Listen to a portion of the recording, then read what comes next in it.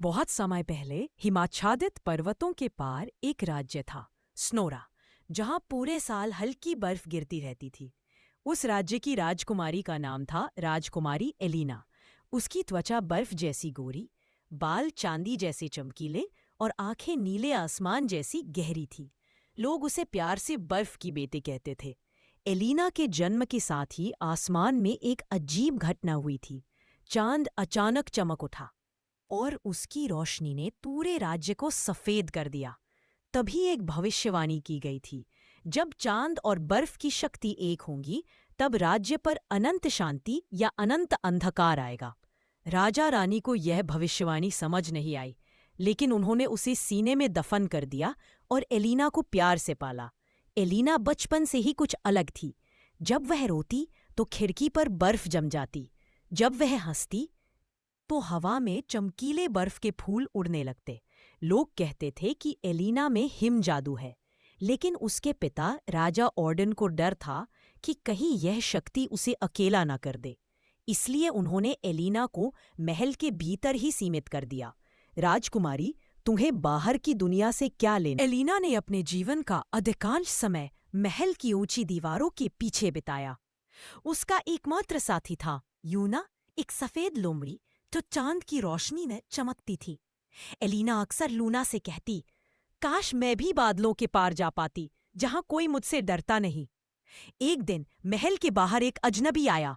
वह चांदी के वस्त्रों में लिपटा, शांत चेहरा और गहरी आंखों वाला युवक था। उसका नाम था कायरन।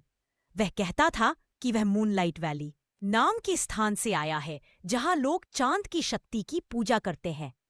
कायरन राज्य में एक दुर्लभ पौधा खोजने आया था, फ्रॉस्ट ब्लूम, जो केवल सबसे ठंडी रात में खिलता था।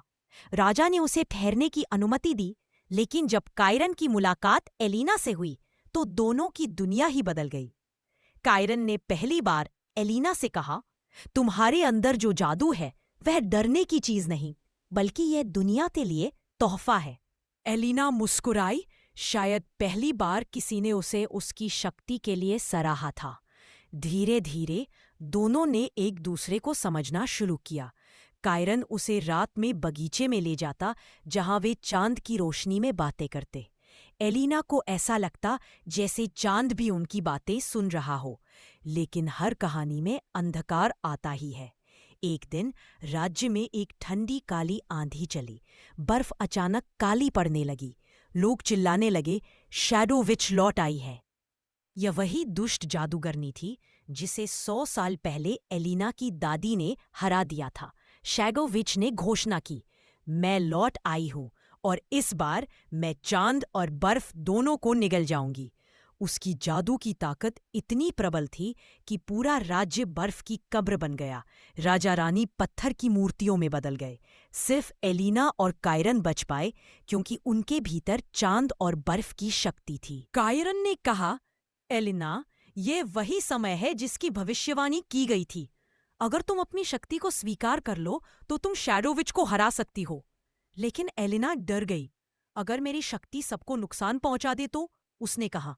कायरन ने उसका हाथ थामा। अगर तुम अपने दिल से जादू चलाओगी तो वह कभी गलत नहीं होगा। एलिना ने अपने भीतर की शक्ति को पहचानना शुरू किया।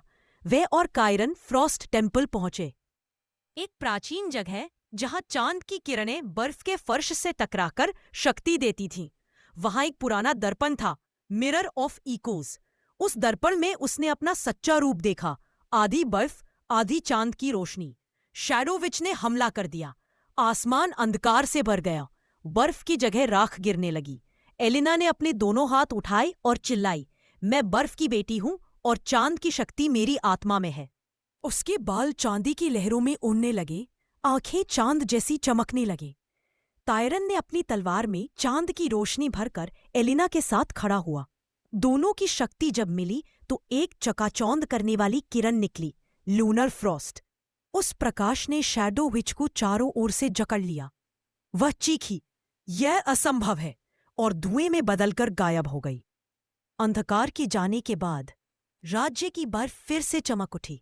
राजा रानी मूर्तियों से मुक्त हो गए। लोग हंसने लगे। एलिना और कायरन अब पहले जैसे नहीं थे।